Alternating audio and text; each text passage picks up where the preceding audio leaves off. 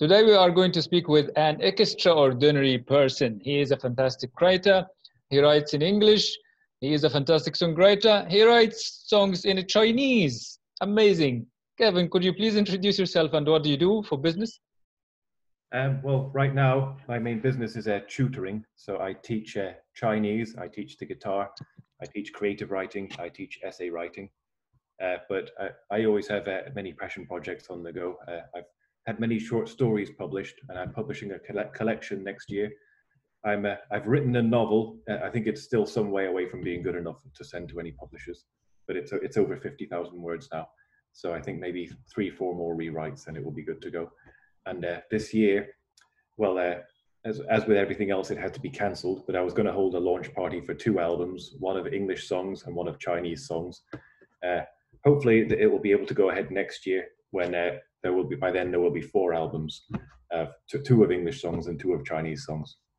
And I might also release another album of songs that I have finished that didn't quite make the cut because they just didn't fit right, or some of the lyrical content wasn't suitable. So, but I've still kept them on file, so who knows.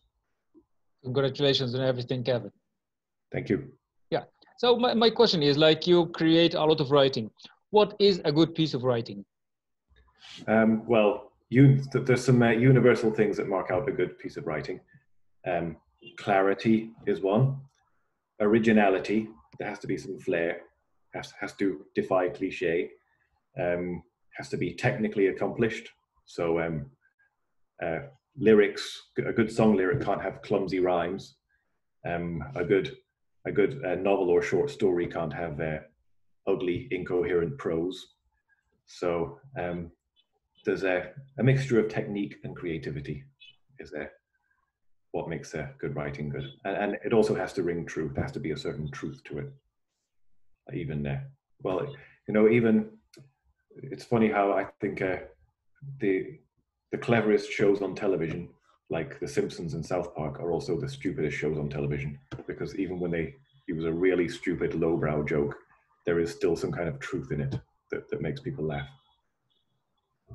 Could you take us through a piece of writing journey? How do you start? How do you manage in the middle? How do you finish? Well, I never during the process, I never give myself deadlines for when to finish, but I always make sure if I'm working on a short story at the start of the day, I'll make it my goal to work on it for at least 2 hours of the day, and that those 2 hours might take me in a whole different direction. They might see me finish the whole project, or they might make me realize that I barely started the whole project. So for me, a victory in a creative day is getting work done. It's not necessarily getting work finished. Because asking a creative person to hurry up is like asking a pregnant woman to hurry up and have the baby, because a project takes as long as it takes. So it's like today, for example, I gave myself 1 hour to work on a new essay, 1 hour to work on new lyrics, and 2 hours to record new music. And recording music is quite arduous. You need to be patient, but I will record this song I've finished writing. I'll record 2 tracks tonight when I finish this conversation, and hopefully 3 more tracks in the next 2 days. So yeah, I find when I run out of steam in one project, I just move on to another and leave the other one to just gestate. So if I run out of ideas to write songs in English, I'll write some in Chinese. And the great thing about writing songs in other languages is if an idea doesn't quite work in one language, you can just try the other. Oh.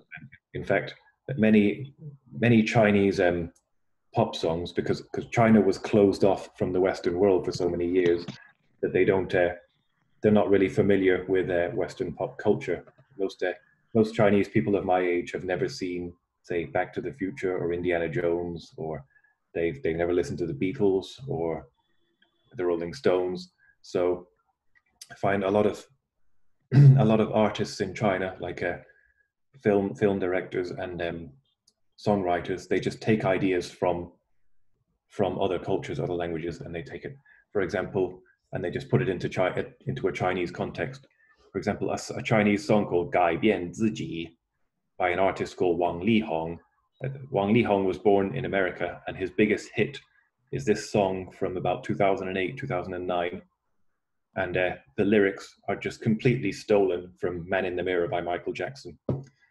But it doesn't constitute plagiarism because it's a different language. Oh yeah.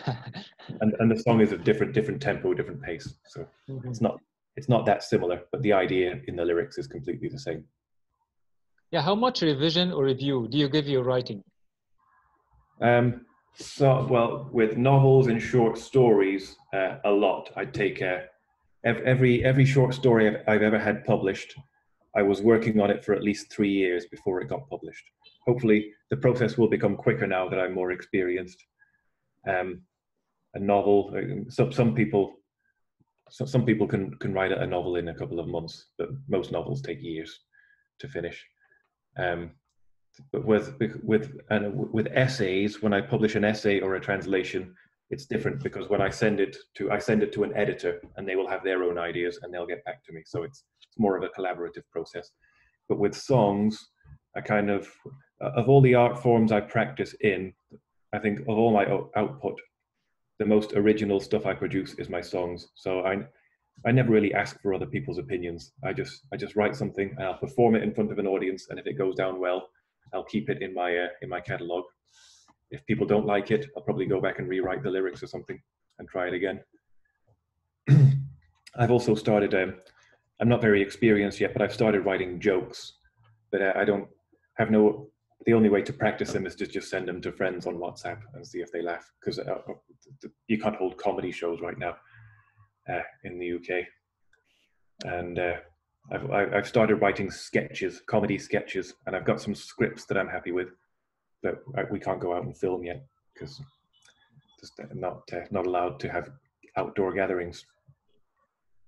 Yeah, when do you decide that this piece of writing is over and is ready for the people? That's a good question. Just when I'm personally happy with it. If it's a song, when I'm happy with it, I'll record it. Maybe send it to a couple of friends, see what kind of reaction it gets online, and if it's good, I'll play it in front of an audience. Because really, the only way to know whether something is good is if you perform it publicly in some way. So there's always a risk that people will hate it, but at least I think I would prefer it if people hate it to them being just indifferent. I would rather get a negative reaction than no reaction. Okay, now you write in a different language. How different is it between writing in your own language and writing in a different language? I find it's a different set of challenges. In some respects, it's easier to write in a different language because my vocabulary is more limited, so I have fewer words to choose from. That makes it easier. Like ABBA famously wrote songs in English, even though they were from Sweden, and I think that's partly why ABBA lyrics are so universal. When I finish a Chinese song, I will always show it to a Chinese person just to make sure there are no big grammar mistakes. Whereas in an English song, that's not necessary. Well, I don't, because I left China 2 years ago. I don't hear Chinese spoken all around me every day. So ideas for Chinese songs don't flow as easily as they used to, but I still write them. And if I'm looking for an idea for a new song, I'll just look at, if I'm looking for an idea for a new Chinese song, I'll just look at one of my old English songs and think maybe this can be put into another language. But when the cultures are completely different, so the humor doesn't really translate much, because here in England and Ireland, there's a lot of humor revolves around getting drunk, whereas in say an Arab culture, for example, where a lot of people don't drink, the humor wouldn't really work. Yeah. And some things, obviously, what's funny changes over time. What might be considered funny, the 3 years ago when the Me Too movement happened, when the Weinstein scandal broke, people have since then people have been asking themselves, is it appropriate to joke about sexism or the differences between the sexes? So these things change over time. Sure. So I want one of your jokes. Oh no.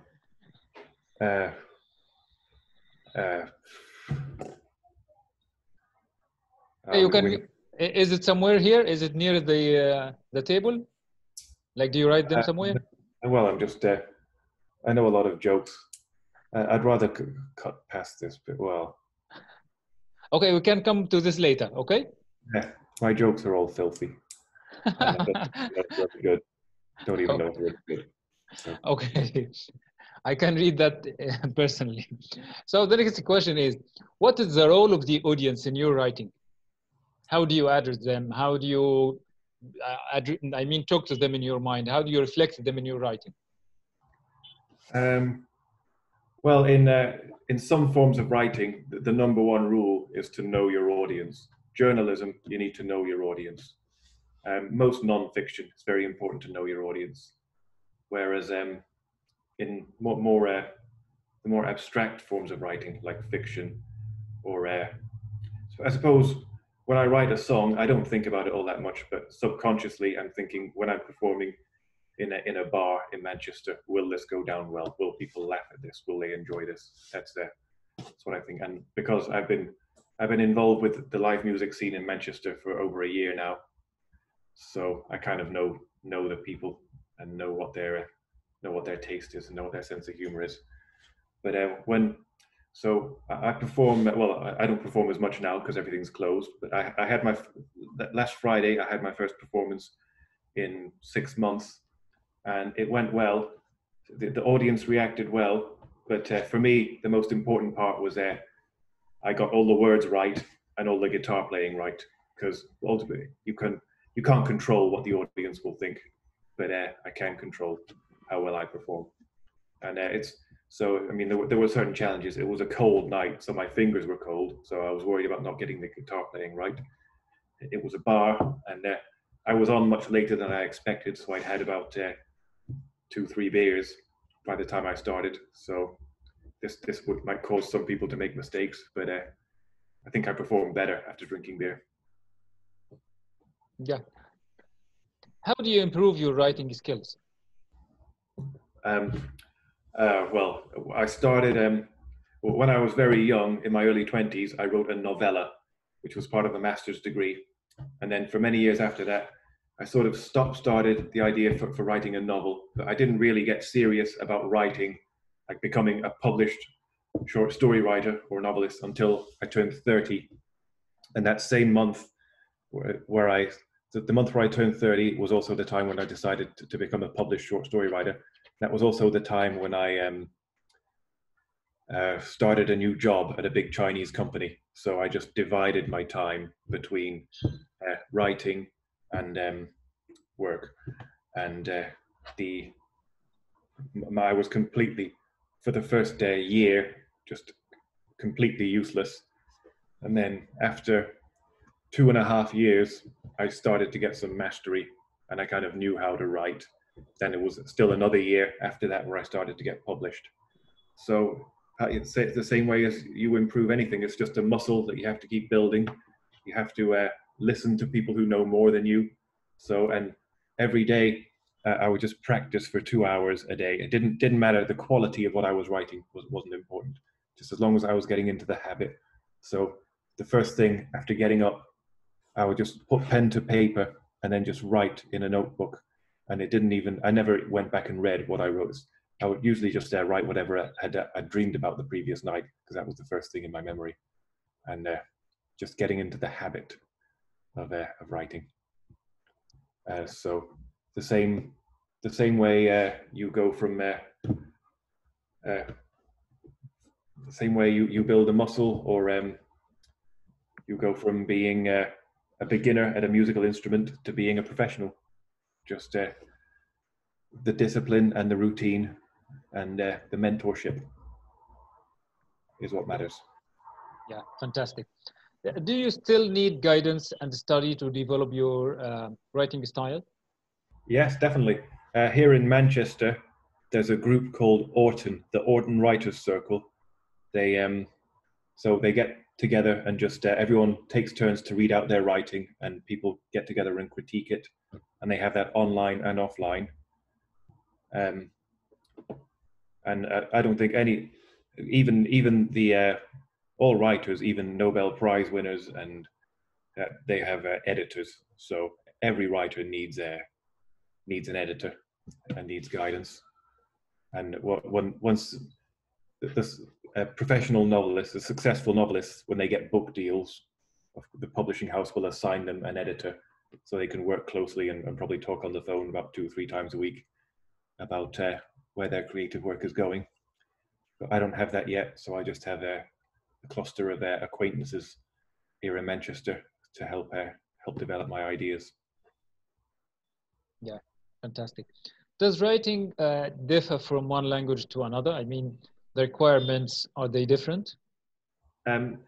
Yeah, well, what makes a good piece of writing good is the same. So defiance of cliche and originality and technical brilliance, but all writing has its idiosyncrasies. Like for example, in the English language, there are certain forms of poem, like the sonnet and the sestina, and the that don't necessarily the ballad that don't necessarily exist in other languages. Like the haiku came from Japanese or from the Far East. So to write well in a certain language, I think you need to know a bit about the tradition. You need to have read some of the greats. But there are advantages to writing in a foreign language. Some of the best novelists in the English language didn't speak English as their first language, like Vladimir Nabokov, the Russian, Joseph Conrad, the Pole, and they even started learning English quite late in life. And there was just a unique way that they used the language that made them stand out.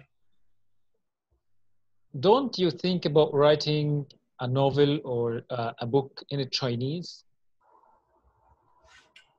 I've written in the first year or two of learning Chinese. I was really obsessive about reading and writing. I think because everybody types nowadays, I think my writing's deteriorated a lot.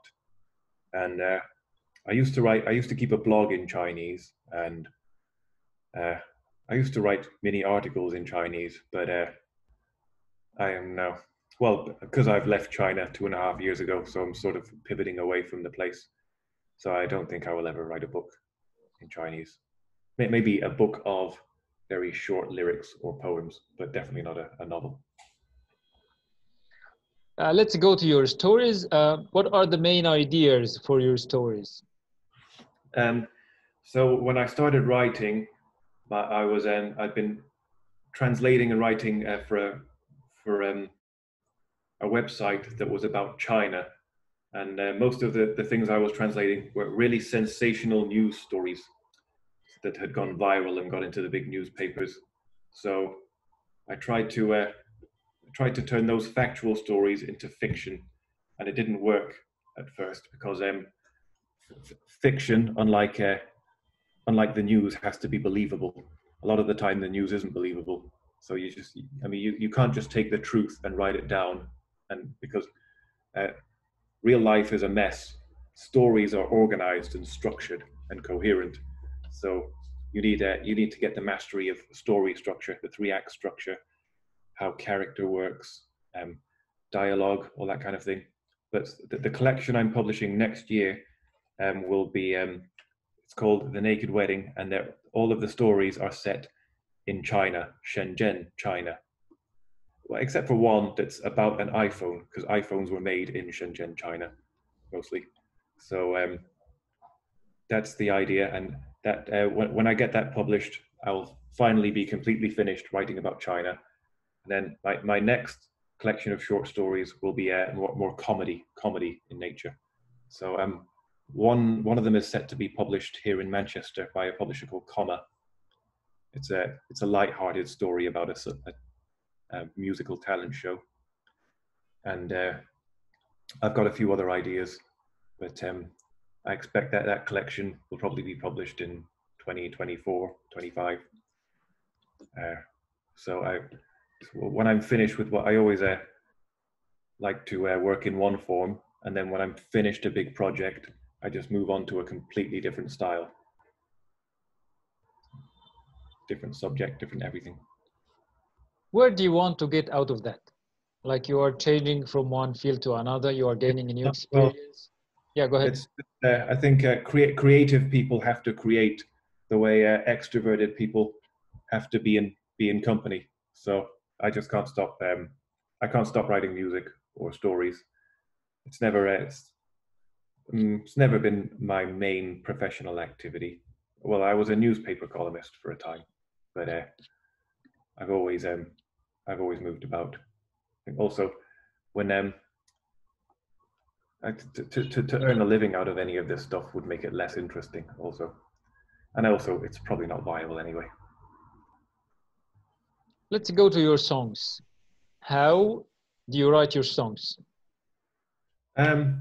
Well, I've been playing the guitar since I was 13, and I've been writing songs since I was 14. And many of the ones that I've written and recorded in the past year are songs that I wrote when I was a teenager. I'd already wrote the music, and didn't have the life experience to really write lyrics at that time. So the songs were always there. So I always write the music before the lyrics, always. And the ideas for lyrics come from all kinds of places. So newspaper articles, comedy shows. If I hear a comedian make a really unusual point, that will stick with me, and I might turn it into a song. Articles in the Onion, you know the Onion, the newspaper. Articles in that, I get a lot of inspiration from that. And just day-to-day life, just observations about things and people. That I think finishing a creative project is like making, when you come home and you forgot to buy shopping, just making a soup from whatever you happen to have in the fridge. So you forgot to buy good ingredients, so you just look in the fridge and you see what's there, and you just try to make something. Because the reason why I started writing comedy songs is because I don't have an amazing singing voice. So I couldn't write anything that required having an amazing singing voice. So I didn't write anything like that. Also, I don't look like a movie star, so I can't be like a Enrique Iglesias type heartthrob. So I don't write those types of songs. So I settled on this style after trial and error of many years.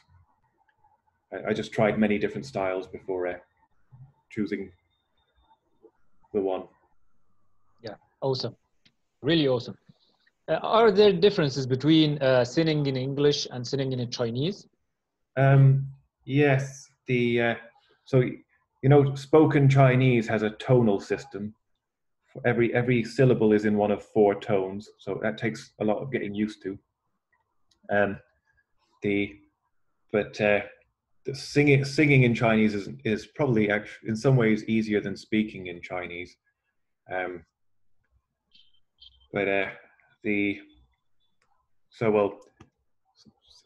don't really think that much about the challenges of singing in English, except for being in tune and pronouncing the words clearly.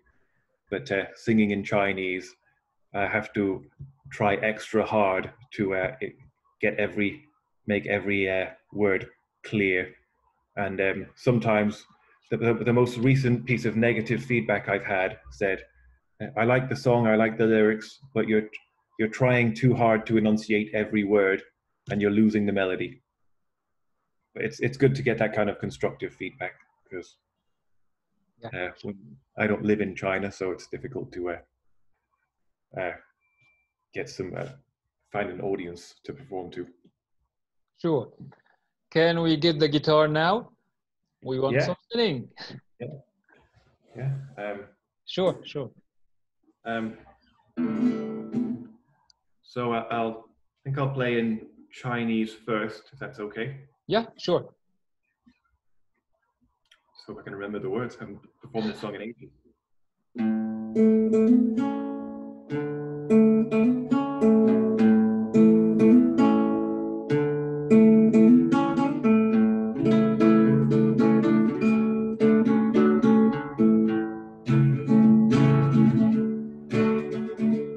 深圳福田区有一个特别的地方，那里没有名胜古迹，唯历史古产，环境不好，物价很高。但是水围的女孩子最性感，台湾的老龙经常来深圳出差，他在老家有老婆还有小孩，但是在深圳他爱上了一个人，后来他把她当成他的水围儿男，水围之恋，不要有婚姻观念，他告诉二奶，我爱你的身材。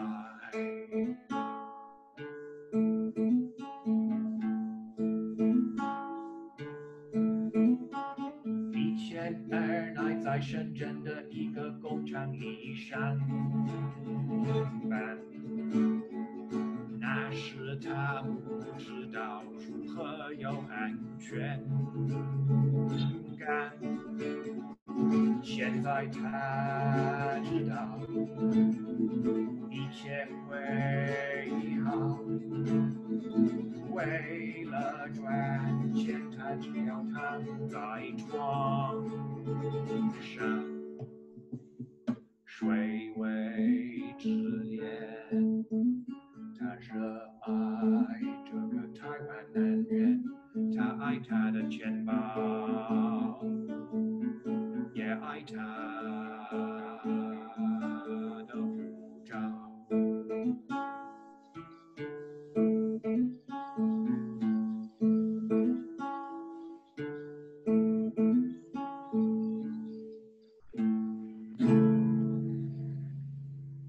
Oh, that's awesome, Kevin. Could you give us a small idea about what the song is about? Yeah, well, I can also send you a YouTube link with the subtitles. So it's about a place in Shenzhen called Shuiwei. So the song is called Shuiwei Nights, and it's this little village on the border with Hong Kong that is notorious for rich men to keep mistresses. So there are these tall buildings, and where probably half the people who live in them are kept women. They're supported by these rich men from Hong Kong and Taiwan, and the song is about one of these women who uses this to escape poverty. She's been working in a factory, and but it's also a sad song because it's about people cheating on their wives. So it's not. It sounds like a happy song, but it actually isn't. Yeah, that's so touchy. Yeah. Okay, now let's move to the your English song. Yeah. So this one.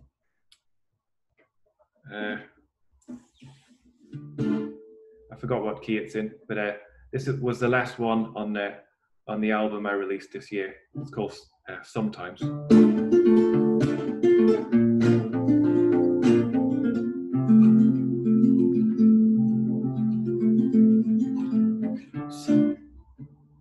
Sorry, start again. Sorry, start again. Yeah, take your time.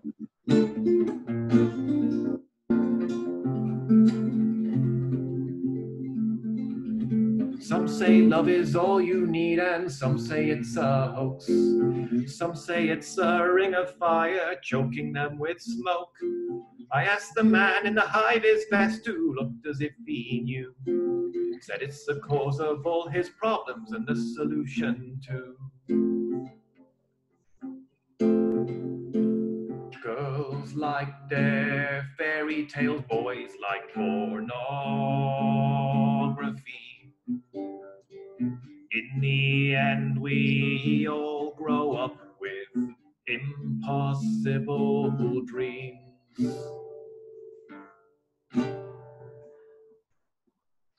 Some believe in love at first sight, and some say love is blind. Some stay married 50 years, and some aren't the marrying kind. If I were the marrying kind, I'd probably marry a spy. Then she wouldn't be able to tell me what her days were like. Sometimes I think I should try to bring my single days to a stop and have someone by my side, or under or on top.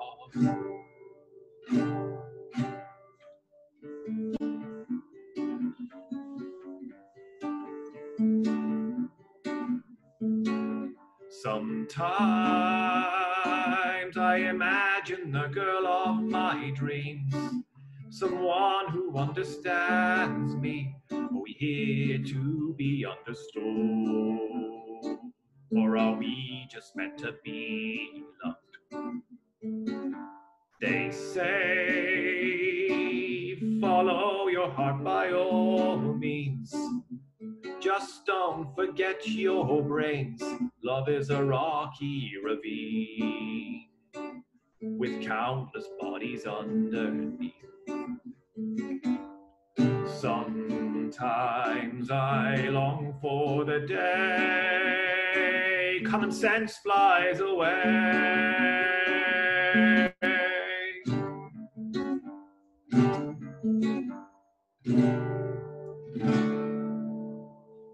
Oh, that's amazing, Kevin. Yeah, that's really nice. Tell us about what is the topic of this song? Why did you choose especially that topic, and how does it match the music? Well, actually, that's a song I first wrote it in Chinese. So there is a Chinese version of that song that I wrote before, and there's a lot of, obviously you can't directly translate it because there's different cultural references and stuff. So one of my all-time, one of the greatest love poems ever written, or of the 20th century, was one called W.H. Auden, called "Tell Me the Truth About Love," where it's just several verses of asking what love is.